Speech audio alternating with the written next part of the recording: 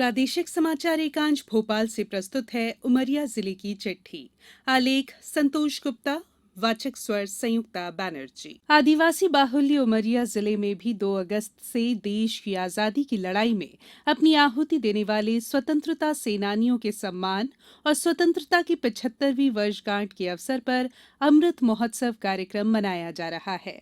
इन कार्यक्रमों में स्वतंत्रता सेनानियों के योगदान का स्मरण करने के साथ साथ उनके परिजनों का सम्मान किया जा रहा है। उमरिया जिले से स्वतंत्रता संग्राम के दौरान गंगा प्रसाद पंत का नाम सम्मान से याद किया जाता है। वे 1936 में स्नातक की पढ़ाई के लिए वाराणसी में शिक्षा ग्रहण कर रहे थे और अंग्रेजी हुकूमत द्वारा किए गए लाठीचार्ज में गंभीर रूप से घायल हो गए थे। उन्हें बाद में उपचार के लिए उमरिया स्थित उनके गृहग्राम में लाया गया था, जहां उनका निधन हो गया। आज भी उनका परिवार उमरिया रेलवे स्टेशन रोड पर निवास कर रहा है। आजादी की लड़ाई में शरीक पंडित शंभुनाथ शुक्ल और सिगुड़ी ग्राम के छोटेलाल पटेल को अंग्रेजों ने आंदोलन के दौरान गिरफ्तार कर उमरिया स्थित कछरवार रोड स्थित पीली कोठी में कुछ समय के लिए नजरबंद रखा था। बाद में उन्हें रीवा जेल में रखा गया।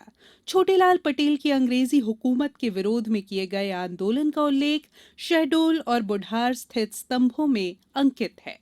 अंग्रेजों से कुछ इसी तरह का लोहा उमरिया जिले के पाली ब्लॉक के निवासी भागचंद सैनी ने लिया था, जिन्होंने स्वतंत्रता संग्राम में भाग लेते हुए अंग्रेजों पर हमला कर दिया था और अंग्रेजों को डर कर भागते समय नदी तक को पार करने के लिए विवश होना पड़ा था। सन 1942 में अंग्रेजी हुकूमत से देश को आजाद करने के लिए उमरिया के कैंप मोहल्ला निवासी गांधी काया वाले सुंदरलाल साहू ने स्वतंत्रता संग्राम में बढ़ चढ़कर भाग लिया था। हाथों में तिरंगा, शरीर पर खादी का कुर्ता और धोती पहनने के साथ सिर पर गांधी टोपी उनकी खास पहचान थी। आंदोलन में उनकी भूमिका उमरिया कोतवाली स्थित दस्तावेजों में सुरक्षित है। सुंदरलाल साहू को यहाँ आजादी का गांधी कहा जाता था और उनकी पैदल यात्रा की मिसाल दी जाती थी। यहाँ तक कि स्कूलों में आयोजित होने वाले कार्यक्रमों में बच्चों को ये बताया जाता था कि गांधी जी बिल्कुल इनके जैसे थे। आज इनका परिवार उमरिया जिला मुख्यालय स्थित कैंप स्टेशन रोड पर रहता है। उमरिया जिले में स्वतंत्रता दिवस का कार्यक्रम कोविड गाइडलाइन के तहत मनाया जाएगा। इसकी तैयारियां तेजी से चल रही हैं। स्वतंत्रता दिवस की पूर्व संध्या को जहां सभी शासकीय कार्यालयों को रंग बिरंगी लाइट से रोशन किया गया, वहीं मुख्य समारोह स्थानीय अमर शहीद स्टेडियम में होगा, जहां जिले के प्रभारी मंत्री रामकिशोर कावरे ध्वजारोहण करेंगे। वे प्रदेश की जनता के नाम मुख्यमंत्री के संदेश का वाचन करने के साथ परेड की सलामी भी लेंगे। श्री कावरे स्वतंत्रता संग्राम सेनानियों, लोकतंत्र सेनानियों और करगिल युद्ध में शहीद सैनिकों के परिजनों का सम्मान करने के साथ ही जिले के विभिन्न क्षेत्रों में उपलब्धि हासिल करने वाले लोगों को सम्मानित भी करेंगे।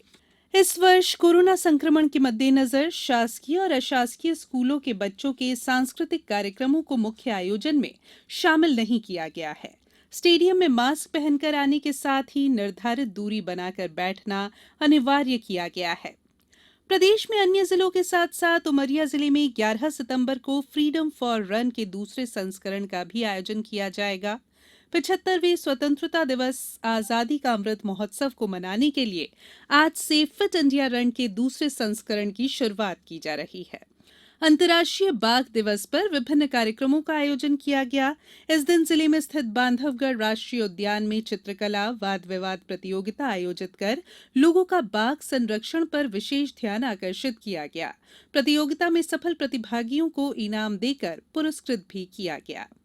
उमरिया जिले में रक्षाबंधन का पर्व मनाए जाने के लिए बाजारों में राखी की दुकानें सज गई हैं। वहीं जिले में मुहर्रम मनाए जाने के लिए इमामबाड़ा में परंपरागत तैयारी पूर्ण की जा रही है। जिले की चिट्ठी समाप्त हुई।